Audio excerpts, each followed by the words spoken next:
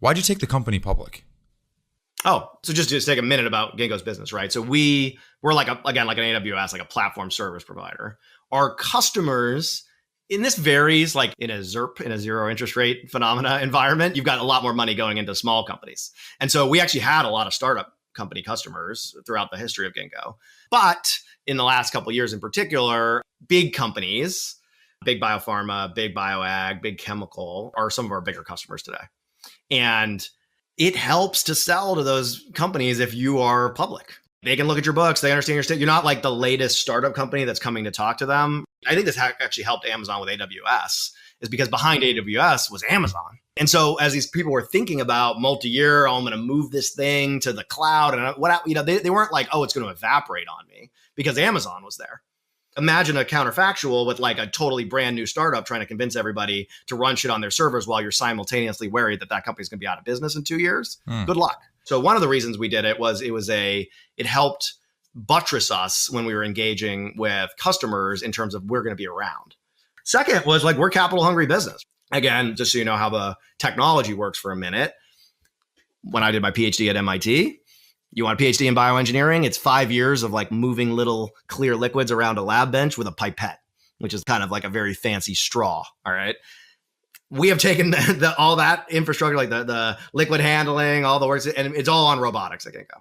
So that is a huge lift. Like we spent probably $500 million on our physical infrastructure and software at the company. And we want to keep doing that because I want to make those big investments, just like AWS would invest in a data center. So my customers get a lower unit cost for their lab work. That costs capital. We're also just like in the way like a Tesla would be, same thing, right? Like, why does Tesla need to raise so much money? You can't make cheap cars and batteries without giant facilities. So there's just a big upfront capital thing, and it doesn't scale like software where like all the money comes in right alongside the scaling. You got to build the facility to get to the new unit economic. And so we kind of I didn't want to fly close to the wire. And we saw that, there's an opportunity to go public and raise, like you said, biggest IPO, we raised 1.6 billion, right? So that really, I'm glad we did, because we're in like a very strong position and now a tight capital market environment because we did that. So like those are the strategic reasons. Now, saying to me is that Warren Buffett, I think has done a really nice job teaching public market retail investors about long-term value investing.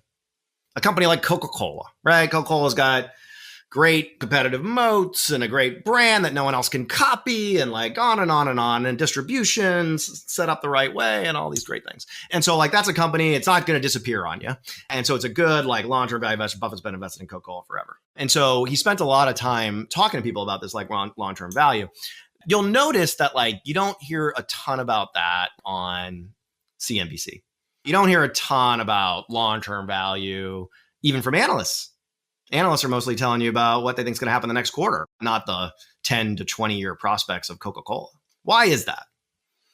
Well, how do all these people make money? So like analysts are part of banks. Banks make money on trades. Buffett doesn't do a lot of trades. Okay, guy buys something and sits on it for 10 years. The audience, the customers for like analysts are people that are basically betting. And by the way, nothing wrong with short-term investing. We also need that. Like this is the magic of capitalism, right? Like every part of the capital market has its place, right? Like you want someone who is staying tight on the quarterly report from Coca-Cola, but you also want someone who's trying to have a 10-year opinion on Coca-Cola.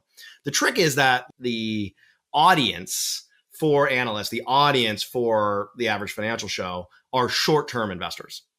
So most of what you see just out in the ether is the short-term analysis of companies, with rare exceptions. Like Buffett's annual letter is a pretty nice help teach you about thinking long-term.